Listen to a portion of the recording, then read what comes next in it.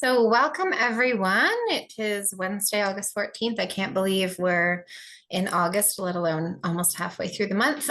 I don't know where the summer has gone. Lots of cool events going on. So, I suppose that's where it went. But thanks so much for joining us today. My name is Heather Watson, and I am Executive Director at Farm Management Canada. And we're doing things a little bit differently this year. We have typically had a virtual annual general meeting, but we thought it might be cool to bring in some special guests to provide a opening presentation before we get to the meat and potatoes of our annual meeting. So before we begin, I'll just take care of some housekeeping. So we'll have the presentations on the screen via Zoom. We are going to record today's presentation. So if you don't want to be kind of seen, you can turn off your video if you like. And if you are having problems with connection or people are lagging or cutting out, feel free to turn off your video, or you can also turn off everyone else's video from your screen so that it kind of saves some of your bandwidth. And if you wish to ask a question or make a comment, we'll ask you to kind of wait until the speaker's done speaking, especially with this first presentation. But feel free to make comments, and questions can be made in the chat box at any time. I'll monitor the chat and we'll get to those questions and comments at the end of this morning's or this afternoon's presentation. And then as well, there's simultaneous interpretation. So if you haven't done so already, you'll go to the bottom of your Zoom screen and you'll see either a little globe or you'll see a ... that says more. So if you click on that, you're going to want to choose your language, because then you will hear the interpreters. So we have English to French, French to English. And so we have interpreters on the other line. Since I'm speaking in English, they're translating to French. And I will try to remember to speak slowly, but I usually fail in that department. So apologies in advance. We have Dorothy and Marcello here today with us translating, but you will want to select English if you want to hear the English line, and French if you want to hear the French line, just by clicking that globe at the bottom. And if you have any technical difficulties, my colleagues are here to help. So just you can put in the chat, you can write directly to Christy, or you can just write in the general chat if you're having problems connecting or hearing or anything of that nature. We'll get into some more housekeeping about the actual AGM and motions and voting and all that stuff in a moment. But for now, we'll keep it simple and we will move on with our presentation, because I promised Larry and Stacy I would give them as much time as I possibly could, which means Heather needs to stop speaking. So again, thanks for being here. You'll hear more about us, our organization, and all the people involved later. But it is my absolute pleasure to introduce Larry Martin and Stacy Muner. So they're going to be talking about, Larry's going to start today, and he'll give you an outline of his presentation, because I did see a little glimpse of it. However, he's going to talk about the relationship between strategic management and farming, and in particular, success in farming. Before I let Larry and Stacy get on with their presentation, I'll just give you a little bit of a bio of who these wonderful folks are. So Larry Martin's a lifelong advocate for excellence in farm business management and has been shaping people, programs, and policies throughout his 40-year career as an ag economist and management consultant. He's currently a principal at the Agri-Food Management Excellence, Inc., where he teaches in the C-Team Farm Business Management Training Program and offers marketing and investment courses and peer groups for program alumni. I think he does a whole bunch of other things as well. He's always very, very busy. He has a passion for applied farm management and the ability to use tangible, practical tools to help Canadian farmers improve their farm businesses. And today, Larry is joined by Stacy. And on that practical note, Stacy is our case study today. And so Stacy farms with her husband, Chad, on a 5th-generation farm. They're co-owners of cow-calf herd, feedlot, and cropping enterprise in Barrett, Alberta. And Stacy and Chad completed the C-Team program, which stands for Canadian Total Excellence in Agricultural Management, as well as the National Farm Leadership Program, and continue to participate as alumni. They also participate in peer groups, and Stacy is here to share her journey and the impact of these programs and experiences. So without further ado, I will pass it over to Larry, who will share his screen and start the presentation. So thank you very much for that, and thank you for allowing us to be here today.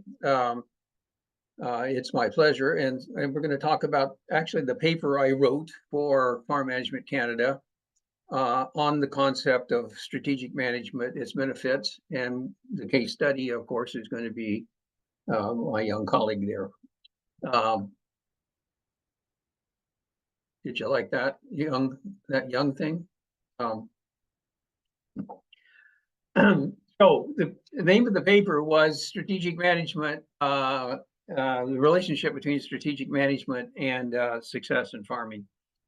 And so I'm going to start by talking about the motivation for the study. I actually started this when I was on the board of Farm Management Canada, and we wanted to do it for a couple of reasons. And one of which is that Heather kept saying, because it's true, she often hears that improved business management practices don't really result in better profits. And that comment is, really? That's my comment, really? Other industries have focused on management in many ways. They often require managers to have business degrees or MBAs, or they send people back for business degrees. So it says a lot about our industry. I think that people don't really believe that there's a relationship between business management practices, with the ability to manage, and better profits. My little personal thing is that I often heard the term BMP, best management practice, which seems less than precise to me.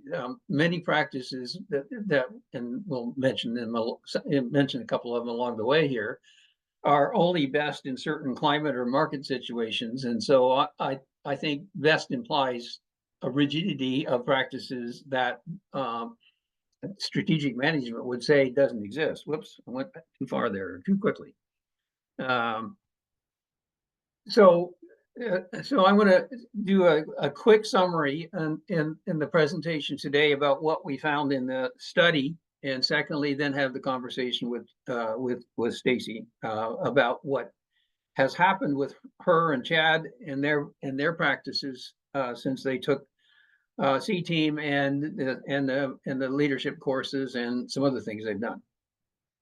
So what is strategic management? Well, it's interesting. If you go online and try to find a definition, you'll find that a whole bunch of them come up, and they're all very similar, unlike other definitions I hear.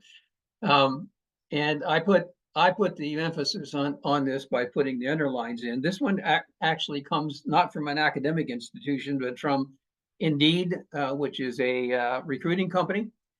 And I'm not going to read it to you. You can read it. Because the most important thing is that, to me, it says there are three components of strategic management, and that's certainly the way I think about it, whether I've got it right or not. You start with a written plan. I think it's very important to have written in there, so I added it. That has measurable goals and objectives, which are based on external, which are market and climate, for example, and internal, which are your production processing or production processes, your marketing processes, your financial management, and so forth. So both external and internal factors at a point in time. Secondly, you have systems that continuously monitor and evaluate the internal performance data from your business and external environmental data against your capacity to reach your goals and objectives. And when things don't go the way they're supposed to, according to your plan, you adjust internal processes when appropriate in response to changes in either the internal or the external. Okay, so in practice, there are some things. Please notice that I'm saying e.g. here, and I'm saying for example, because not everything is going to be everything is potentially under eligible for change here. So I'm just trying to show some examples. So in practice, what it means is you come up with a plan. I like to do them annually. Excuse me. In which you might have yield, cost, and or profit goals, which are determined by the external factors, market prices, weather, disease occurrence, and so forth, and internal factors, or the expected external and internal factors, which would be your production and marketing processes. Secondly, you measure whether those expected external forces, things like market prices, rainfall, heat, humidity, are being met, and whether the internal processes are being applied appropriately. If not, then you're in a strategic management process, you're going to make an adjustment in the plan. So you may not apply the fungicide that you plan to put on. You may change your fertilizer application. You may change your feeding strategy. You may buy different size feeders because the prices changed. You might price your soy, wheat, or canola, as a bunch of my clients did in May when we had a 50% retracement. Actually, we had a 62% retracement on a couple of those, which wasn't necessarily what the original plan was going to be. So to me, that's the basis for it. Plan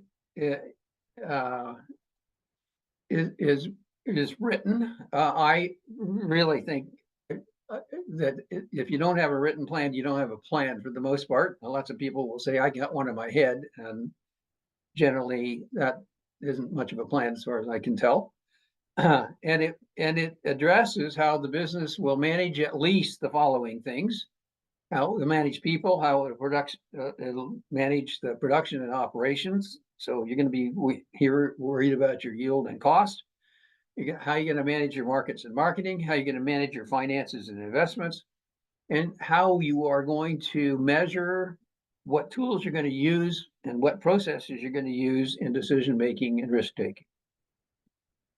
So that's enough, maybe talking about what strategic management is. I've worked with years with a whole bunch of business professors out of the U.S. and I think they would all agree that it looks like something like it anyway. It's something like what I just said here. So in reviewing a literature, our success, we have done what most people do, which is to say that success equals profits. And we know, because I'm sure this is going to be a question in somebody's mind, we know that farmers, as with other businesses, have goals other than profits, and everybody doesn't operate to maximize profits. I got it. I learned about this in my PhD program 50 years ago. But those are not the same for everyone. They are often not very measurable. And they are usually, and this is probably the most important aspect of this for me, they're usually correlated with profits. And so, for example, if you have an objective of having a high work-life balance, it's hard to do if you're fighting off predators. So having a profitable operation helps you with that objective. If you have, I can't read that because the things in the way.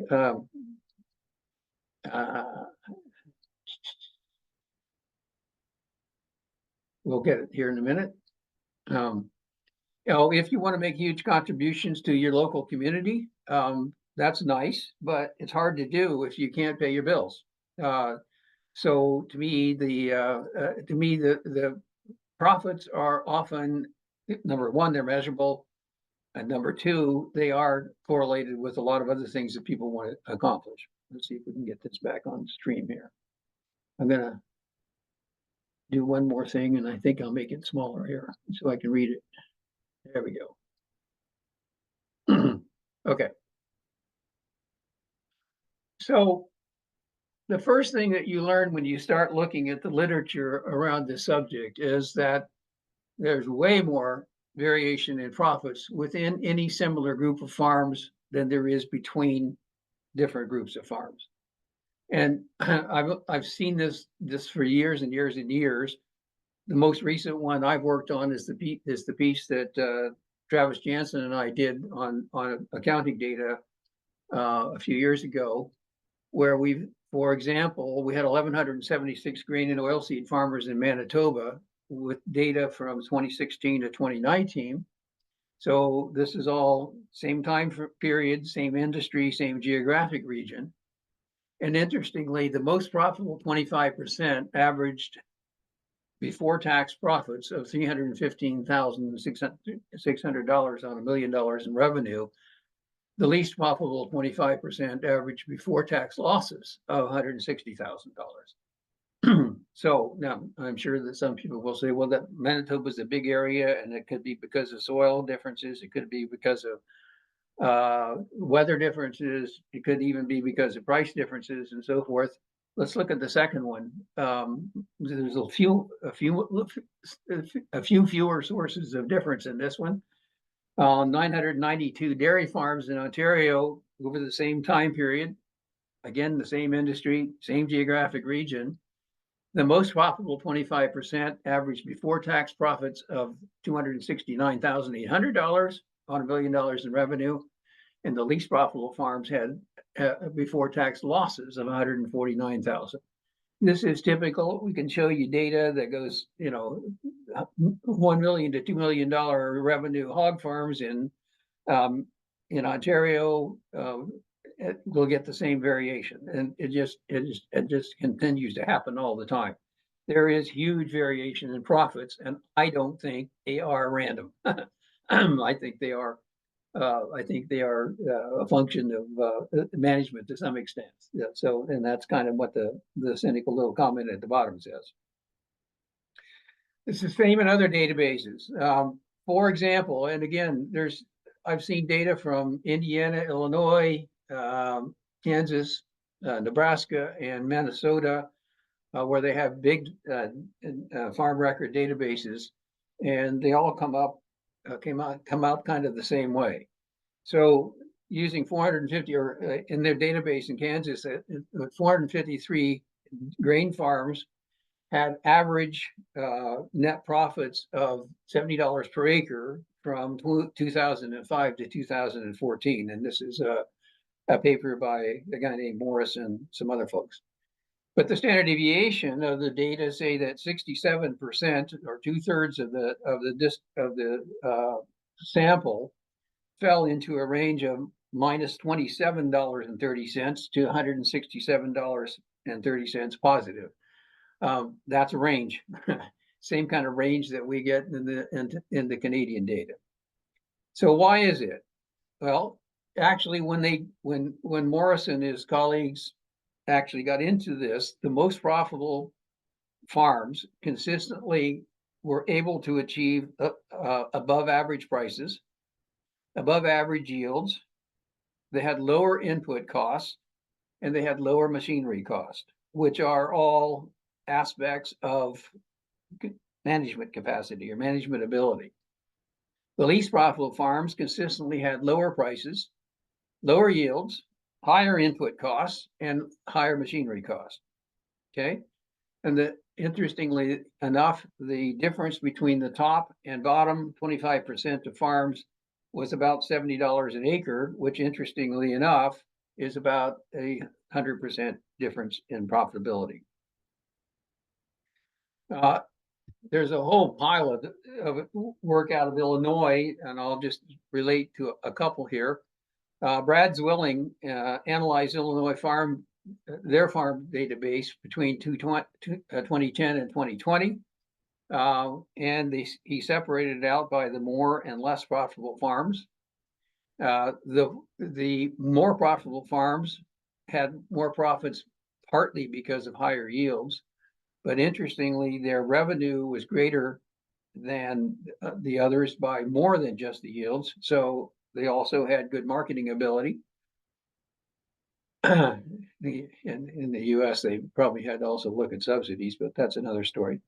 They had more, their greater level of profits came from lower crop and machinery costs per acre. And the upper third of the farms had management returns of $256 per acre higher than the bottom third. I actually went back and looked at that study before I came on today to see what that difference was, and that unfortunately I can't tell whether it was 100% or not, but I suspect it was. Also interesting, I talked to Brad about this study when I was doing mine, and I asked the question that we often get. So were the same farms in the upper third most years between 2010 and 2020, or were they back and forth? And so he said, I didn't ask that question. I should have. but Gary Schnicke, Paulson, and Latz actually subsequently found a huge amount of consistency in from year to year in who was in the top third and who was in the bottom third of the program or of the results. So again, another to me, another indication that good management pays. The last one I'm going to talk about here is a longitudinal study that we did for our C team program. When people do C team, we give them evaluations at the end of every session, at the end of every course, and so forth. And of course, you get really positive stuff for the most part, when people are finishing the program. The real question is, did it make any difference? And so we went back and asked people starting from the first year of the program, what differences it made in their farming operations. And it's a very long study, lots of detail, but years after they took C team, I said this already, and they basically said they saw improvements of business outcomes in 3 areas. First are the financial benefits, so increased profitability of the business. Secondly, organizational benefits. So they found that as a result of what they learned in the program and other things they did, I'm not going to take credit for all of it, obviously, they got increased efficiency or effectiveness in the operation of the business. So they had a better business structure, or they had better decision making, all sorts of things. The one that really kind of surprised me, because we don't focus on the personal and psychological stuff in the program very much, is that there was a strong result that there were huge personal benefits, in starting with the increased ability of the participant to manage the business, improved confidence in their decision making, improved leadership ability, improved communication, and I think the ones that were the biggest surprise for me is improved family dynamics, improved mental health, and stress management. And this kind of goes back to the comment that I made earlier, that if one of your goals is to have good work-life balance, it's hard to do that if you're not very profitable. And I think this shows up here a little bit. We also asked participants to subjectively evaluate their return on their investment in training in each of the 3 areas. And it says here, and it's true, we were a little stupid in the way we asked the question, because as you can see from the results there, the biggest number of participants actually said more than 100%. So that could be 100 or 10,000. So it became really difficult and impossible, really, to calculate an average return on investment. But you can see that for the most part, people were saying, from 50 to 100% or more return on investment.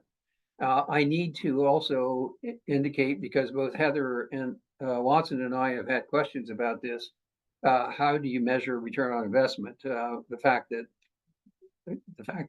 that people ask this question indicates we've got a ways to go in terms of understanding business.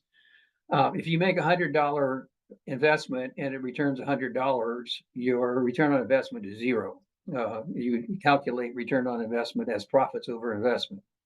If you get back 160, then you got a 60% return on investment. If you get back 60, you got a minus 40% return on investment. So the fact that it's above 0 for all of them and above 100% for many of them is an indication that it is it's a pretty big deal. And when you stop to think about it, it's not difficult when you stop to think about what the costs of training are for an individual. They're relatively minor, and they can have huge impacts. And so the 100% plus is, I think, quite in the ballpark lots of times. So our conclusions from the study are what you see here. The literature confirms, and I'm having number of years of working with people like Chad and Stacy. I didn't need the study to tell me what it tells me. Our personal experience shows that many people, if they get good training, and if they use it, that good management practices are profitable. It's easy to find 100% improvement as a result of things that people have learned. And I'm not saying that because of C Team. I'm simply saying any halfway decent any halfway decently designed program will get lots of results fairly quickly. And it also says that investment in management training improves practices. So that's a really quick summary. I hope it's a quick summary of what we found. And now I'm going to go back, and Stacy and I are going to talk. How do I get rid of this? I stopped sharing. There we go. Okay. Shall we stop for questions here, Heather, or just keep going? Yeah, well, we haven't had any questions come into the chat, so I'll invite anyone to ask questions if you like or make comments. We do have a comment from Jeanette saying, crazy, but I can sit all day and listen to Larry talk about stuff like this. And it's always a good reminder. Yeah, Jeanette probably has listened to me all day a couple of times, so. Yeah. But yeah, you can go ahead and carry on, and I'm interested to hear about Stacy's experience for sure. Okay, Stace, tell me, what did you change? What did you learn, and what did you change as a result of the training programs you've taken? I think we changed almost everything. When it comes right down to it. I mean, it's been a long time since we first went through the C Team program. So our operation has significantly changed since that time period. But one of the biggest things is it changed the way we think. When we first started and went through that program, my husband and I are very similar in nature, and we kind of thought everybody thought the way we did. And so we would approach problems from our lens and not understand why we would hit walls. But once we realized that everybody thinks differently, we were able to approach people differently. And that was a big breakthrough for us. I think the other thing that C Team specifically did is we've always been planners, but it gave us a real structure to plan around. We were able to take our planning and then put it within the structure provided, and then over time modify that to really adapt to our business. And so now we have a fairly detailed planning process that we go through on a regular basis that fits our business. In full disclosure, actually, in addition to the fact that she's taken a course or two from me, I facilitated their strategic planning process this past year. So, and it's been a few years, and you haven't gone broke yet, so that's a good sign. Yeah, not yet. No. And it's that's one thing, as you went through your presentation and talked about creditors and that sort of thing. When our business, when we first took C Team, we weren't the principals in our business. We've since gone through succession and been able to take our business kind of into maturity, I guess would be one way to put it, and get the financing we need. And that's a big part of what we do now, is we're able to do what we need to do because we have the proper financing behind us. When we first looked at the succession program process, we were like using short-term trade credit for a lot of what we needed. And with the size of our operation, that wasn't feasible long-term. So with the proper financing package and being able to attract that from a lender, because we had good planning and we could show what we were going to be able to accomplish, now we can do what we want to do when we need to, which has a huge impact on being able to plan and execute a plan.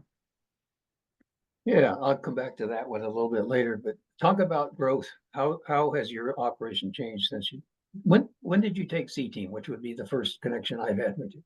We took C Team through 2015, 2016. Okay. And in the latter half of 2016 is when we were able to finalize our succession plan. And so our business is a small feedlot. We have capacity for 8,000 head. We have a fairly large cow herd, which has since expanded. And then we do some cropping. Most of that now goes into forages, silage for our cattle. But at that time, sorry, I've lost the question, Larry. Talk about how you've grown since you took. Oh, grown. Yeah. Yeah. So I think like as a, if neighbors drive past our place, we probably don't look any different.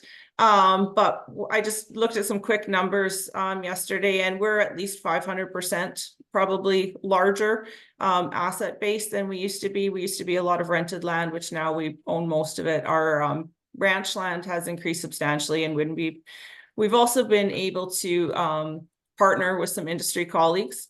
And so that's really opened doors for us too. Yeah, I actually wrote a case study on them, and I think it's out there in the public. There's some numbers in there, and of course they're out of date already. Yeah, yeah. So I think we have really grown, and some of that is physical growth. Some of it is, we have a larger employee base that we draw from now too.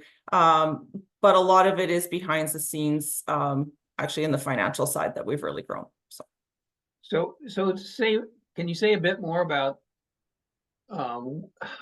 why is it? I remember at the time you took the program, you really were having trouble getting financing. Why is it that people want to give you money now? I think now we have a really clear idea of where we're going. And so C-Team was part of that. If I back up a step, like what did we take away from C-Team? One of it was really clarifying what our values were. And so if you look behind me on the wall, we've got them up just so that we don't forget, everybody else knows. And so from that, when we do our strategic planning, we are always looking back to make sure that everything aligns with those values. And it's helped us be consistent in our growth. It's helped us really pick the things that matter to us and that will have an impact in our business. And as we've grown, there's more opportunities that come our way, and they come faster and bigger all the time. And so it's really helped us focus on what do we want to do and what makes sense for our business. So that's been a huge part of how we've grown. I think you told me once that after you started putting things like those things on the wall, that's when a banker came in and saw all that, and that was immediately a really good first impression with that person. Yeah, that certainly has helped. Yeah, and then we're just able to really clarify to people and to really articulate where we're going, what we want to accomplish. And then with the financial planning that we have behind ourselves, we can show it on paper too, right? I can provide them a spreadsheet, a document, and it's something I've generated myself, but it works. And it can show a year, 2 years, 3 years out. I mean, the cattle market is so variable, and we've had, like this year, we're finally starting to look like things we are coming to fruition. But the last 10 years have been a real struggle. But yet through that, we've been able to grow and show that what we're doing, even if it's working slowly, it is working. And we've had people jump on board with us and be real partners in our financing. Do you have second thoughts about the cattle market last week? Yes. Yeah. I think you have a question later on about ability to sleep at night, and that is one that keeps us up. I will. Okay, well, wait till we get there. You mentioned it, but talk a little bit more about managing people. I know you made some big changes there. Yeah, absolutely. And I like full disclosure, managing people for us is really hard. And that's part of the reason that we went to the leadership courses, because production for us, that was always our, we started out with production, and I would say that's our strength. And financial management, that for me is fun. So that's an easy one. So managing people is hard. But with that being said, we've always had a crew around us. And as we purchased the farm from Chad's dad and his uncles, we knew that we didn't want to be sole proprietors. We wanted to have the freedom to be able to do other things with our time. And we wanted to be fairly large in scale. So people were always going to be part of it. And then it's been, how do we learn enough and treat those people well so that we can accomplish what we want? And so part of our learning has been to how to do that. And it's something, I think that's something that we'll be forever learning at. But one of our strategic intents all the way along, and this someone never seems to go away, we just keep doing new iterations of it, is something around culture. And so we have 4 strategic intents, that we have set out for ourselves as of this last winter. And one of them, again, is farm culture. And so we, underneath that, we've got different things that we're doing to try and create the culture we want, but we're really trying to be intentional about creating a culture where people are welcome, where we have long-term buy-in, and people are excited to be here. And in some cases, we are absolutely succeeding at that. And then there's always challenges along the way that we deal with. One of the things that I often hear people say is that they can't get away from the business. And I believe I heard you say that back at the beginning. But Yeah. I also recall that you were actually able to do that. Now, can you tell folks about what happened there? Yeah, absolutely. When we first started out, we didn't leave, right? We were here all the time, because even though we had employees, they were very much task orientated and they needed us to keep them going. But now, no, this summer, my husband and I and our family spent 10 days in Cape Breton. We spent a week in Catamount riding horses. And we come back and everything is rolling along as it should be. So we have really good people in place, and I think we've given them the tools that they need and the responsibility, the leeway that they need to make their decisions. So that's been definitely a work in progress to get the right people in the right spots. And I'm really happy. Like, our average tenure here is 10 years. So we've brought some new people in recently as we've grown, because we've just created new positions, but most of our core group of people have been here 10 years plus, and they're doing really well. So part of that is we have to be really open with them, right? So everybody is well aware of where we're headed. We might not get into like full financial disclosure or the full meat and potatoes of the strategic plan, but everybody knows their part in it. So we're really careful to make sure that we have ongoing staff meetings so that concerns can be brought up. We try and make a really big effort at doing things to create culture. We've got a barbecue planned on Friday to celebrate the end of silage, and hopefully we're done by the time we get there. But yeah, some things like that just keep people in the loop and feeling like they really belong here. How many phone calls did you get while you were in Cape Breton? We got a couple, but that was because we have recently become EU certified, and we sent our first load of cattle. And so it was a new thing that nobody knew about. So yeah, but other than that, I don't think we got any phone calls. That's wonderful. Absolutely. Yeah. Especially the reason you got the phone call. Yeah. That was another part of our strategic plan that we've been able to put a check beside. So yeah, that's great. Good. Mm-hmm. Congratulations. I didn't know about that part. Mm-hmm. So you kind of exude confidence. So the next question might be self-evident almost, but so what has your experience and your learnings from the courses done for your confidence? Oh, it certainly helped. I think we've personally, and Chad and I too, we've always had the attitude that we know we can do it, just maybe we don't know how right at the moment. But there have been periods of time in our journey where the how seemed harder. and eventually we knew we'd get there, but it was really a struggle, and we felt like we were crawling.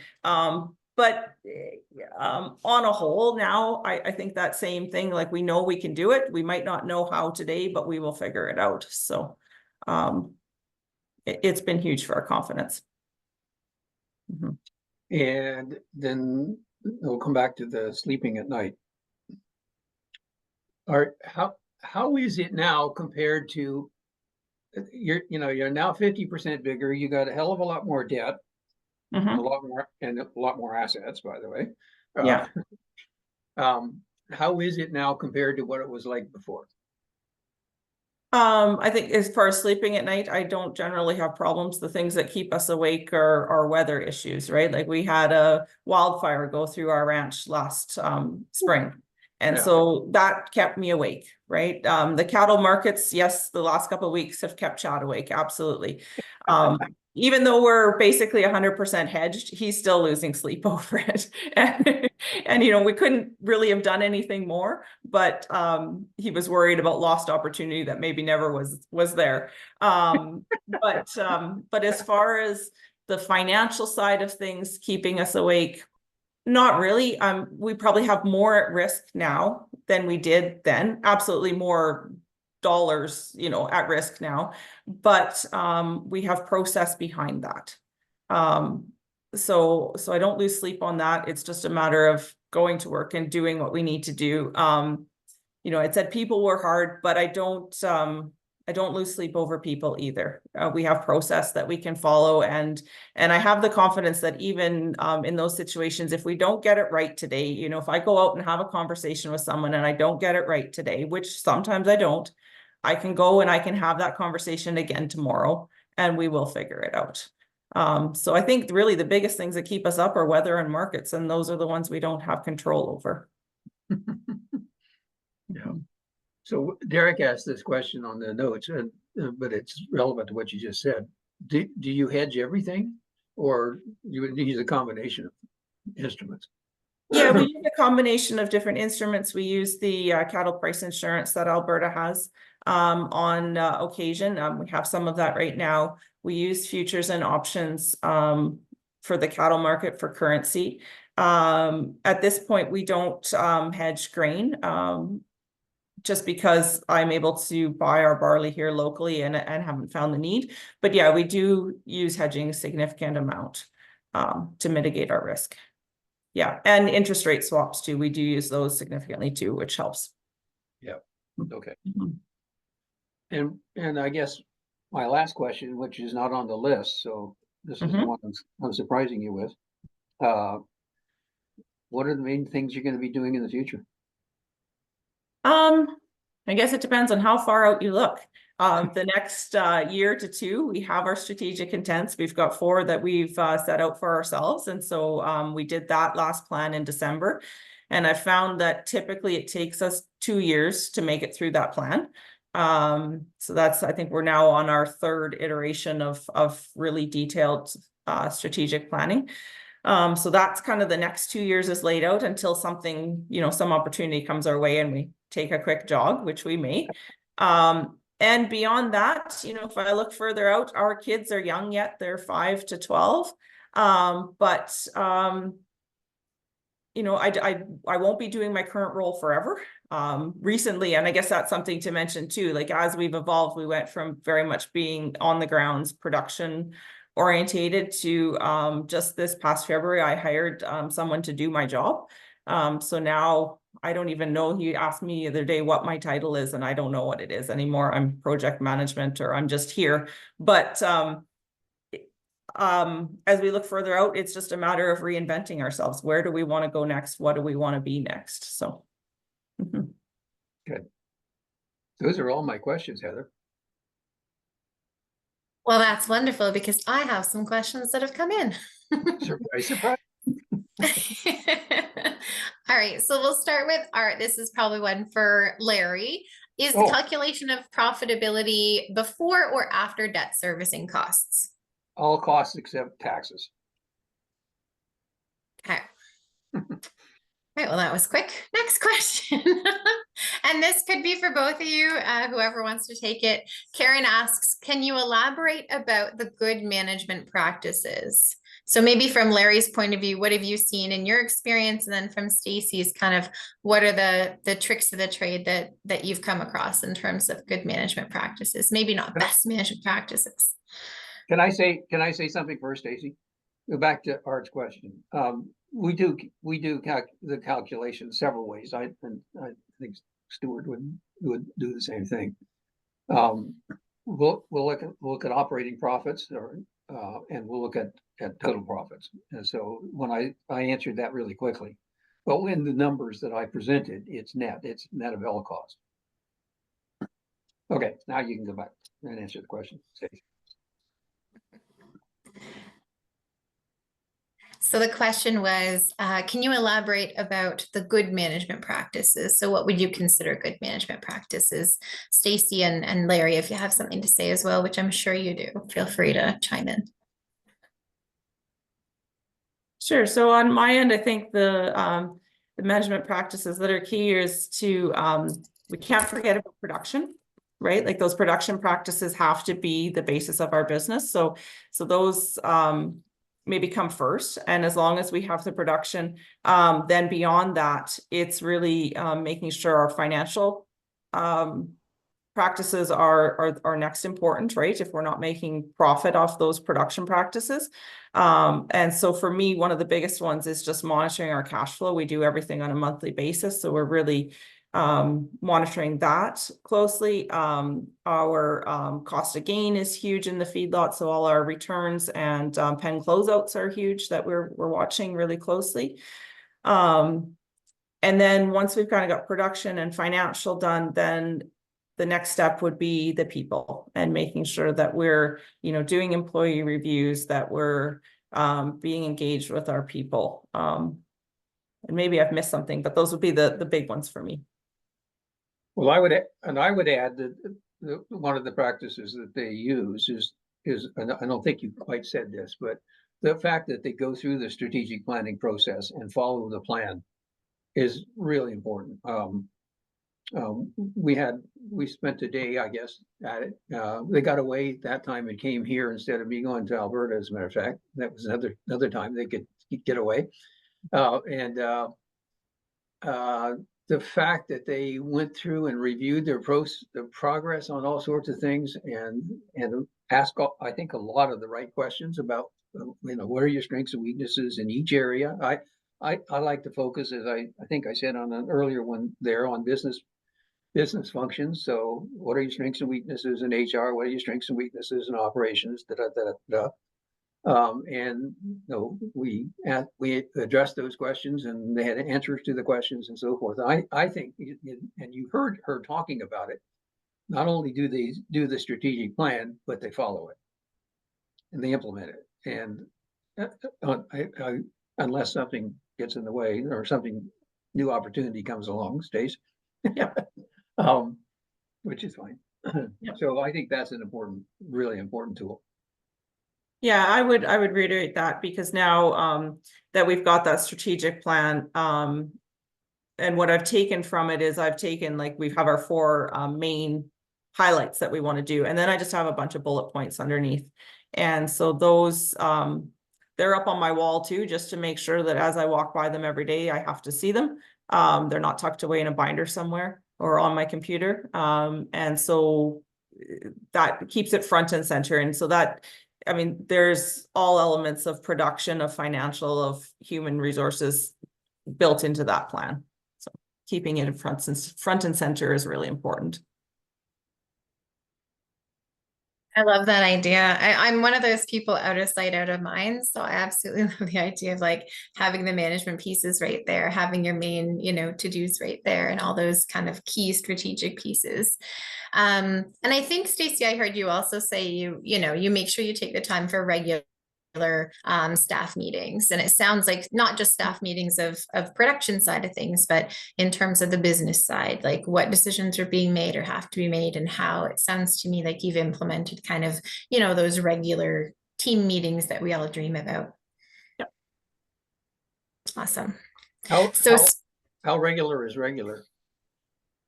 We do a bi-weekly staff meeting. And then now, because we've hired a financial controller, we have implemented a weekly office meeting as well. And do you do, do you do a quarterly review, or is that just part of your bi-weekly meetings? No, we'll do some quarterly reviews that are specific to, like we'll do one that's specific to our shop and maintenance. We'll do one there. And then we're doing, it's not necessarily a scheduled quarterly, but it's because our feedlot is small and it's fairly cyclical, we'll do periodic cost of gain and pen closeout reviews as well. Okay, good. Okay. Sorry, Heather, go ahead. No, don't be sorry. That's good. Great questions. Great follow-up. So speaking on the people side of things, which has been the focus in the last few comments, Jeanette has asked, Stacy, would you happen to have a little list of what you've done to improve the management of people? I know you said a few things, but maybe if you could just reiterate them again. If you had a bullet list that Jeanette can stick on her wall, which I'm sure she will. Sure. Yeah, I don't have quite a bullet list, but I think the biggest thing is just making it a focus of our business and being really conscious about what our culture is. Because we've always had a large staff, but before it was very, it wasn't a focus, put it that way. And so we've had to be really conscious about changing the culture here and making sure that people are being held accountable, but not in a blaming way, which might have been our culture before. So now we're really conscious about having those staff meetings, keeping people engaged. We're really conscious about trying to have fun together. So we try and do something, it doesn't quite end up monthly, but whether it's just a lunch in the shop, we try and do like lunch and learns where we'll bring in a speaker, our crop inputs or our nutritionist, people like that to try and keep everyone engaged, because we kind of have different crews, or we have a shop crew, an equipment crew, a cattle crew. And so to pull the people together so they can understand what everybody does. So they're not just focused on their own silo. So some of that. And then the biggest thing for Chad and I has been to really engage with people, because we can get busy, and because production and financial is more our thing, it can be easy to just put your head down and go to work and not engage. But we've been really pushing ourselves to really engage with people, and not in a professional way, right? And as we have gone through this journey, lots of people have been with us a long time. Some of them started out as students in our basement. So we've had to really work to find the line so that we're a work family, but not an actual family. And so to keep some time that is just for us and our family, our nuclear family, and yet everybody still here feels engaged. So. I think I'm correct that one of the aspects of your vision statement is that you want to make it a place where your kids and your employees' kids want to come back to. Yeah, our vision statement is thriving plants, animals, and people. And I think it's really important that all three of those, right? We focus, I didn't talk about the production side, but we really have a regenerative focus with our cow herd and the manure from our feedlot on our cropping side. It's really important to us that our animals are well taken care of, but on the same hand, that the people are. So one thing I always think of, is like, if we're not able to clean the pens on time and the cattle are suffering, but then I watch the fellows that are walking those pens and they're suffering too. So it's really important that all those pieces fit together so that everybody's doing well.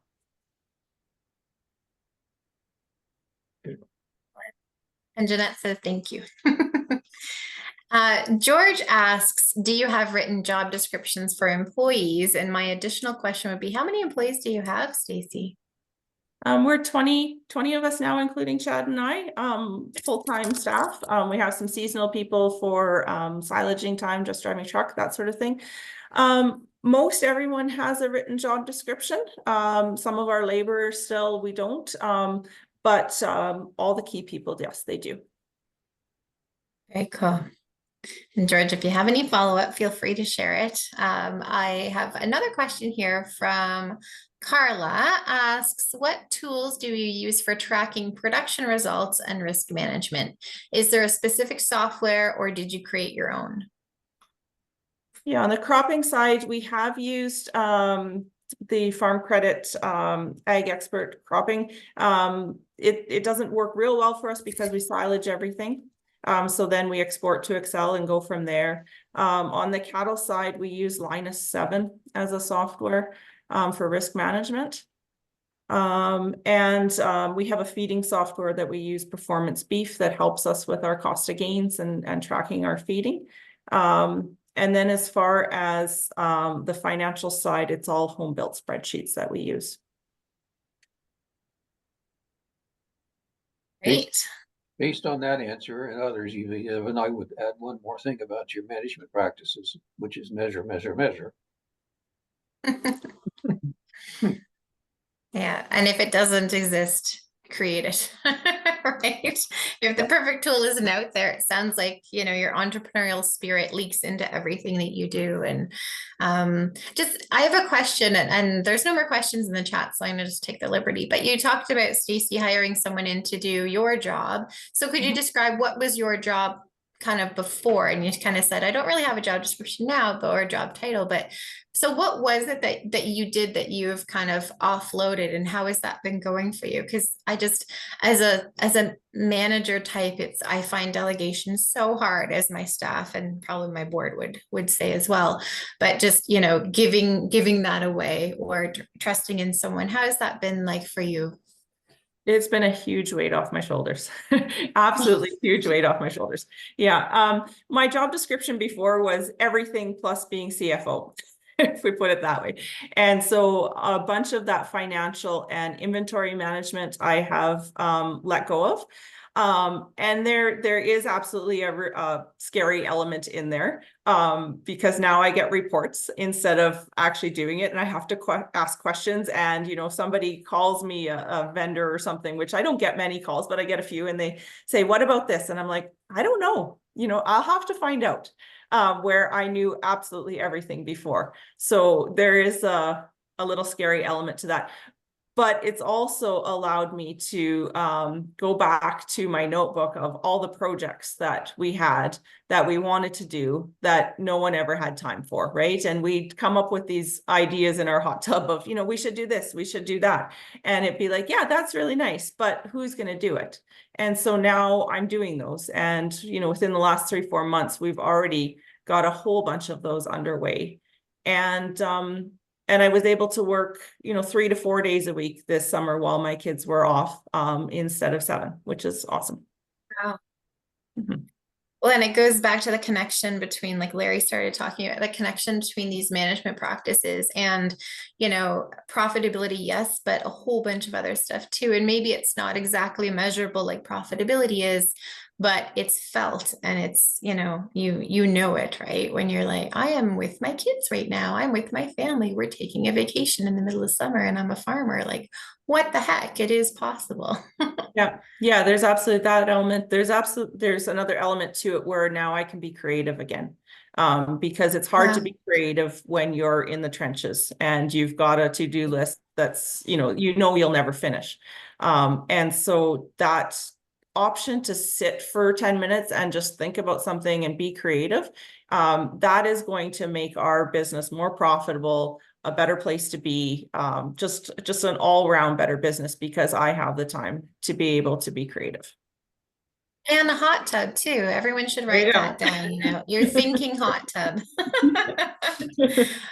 That's absolutely awesome. I know we're at the top of the hour, so our time is finished, but I will give a chance for Larry and Stacy kind of closing remarks before I thank you with, you know, all the thank yous in the world. Well, my closing remarks are, I think this is just a perfect example of what we're trying to create as a business manager with this whole concept of strategic management. And I'm really thankful for the chance to show her off. And I'd say we're very grateful to see it, because oftentimes, you know, we hear I'm succeeding without it, or it's impossible. And it's really hard to come back at those statements. So having, you know, a real live producer talking about, you know, it wasn't easy, but here we are, we're doing it. We're going to keep doing it. So Stacey, final comment over to you. Yeah, I think I just encourage everyone that like there's so many resources out there, and Larry's program is phenomenal. Kelly Dobson's program is phenomenal. Like they're amazing. And there's people around you in your community that are doing well. And so reach out to them, ask them to mentor you, right? We've done that with people in our community, and they're always more than happy to tell you their story and encourage you. So yeah, just reach out and find those resources. Awesome. Well, thank you so much. And we have a thank you from Anna. Thank you for sharing your insights and perspectives. A very delightful and informative conference. So I can't say it any better myself. So I know we're not in a big kind of auditorium where you can hear the roars of the crowd, but I will give you a clap on my side, and I see some claps from others. Thanks very much, Larry and Stacey. And of course, your contact information is totally available. We can connect you with those that are listening if they want more information. And of course, we've recorded this presentation, and we'll let you listen to it again thereafter. So thank you so much. If you'd like to stick around for our annual general meeting, feel free to do so. Otherwise, we got to get onto the business portion of our organizational stuff. So over to our management. But thank you again so much. Thank you, Heather. Thank you.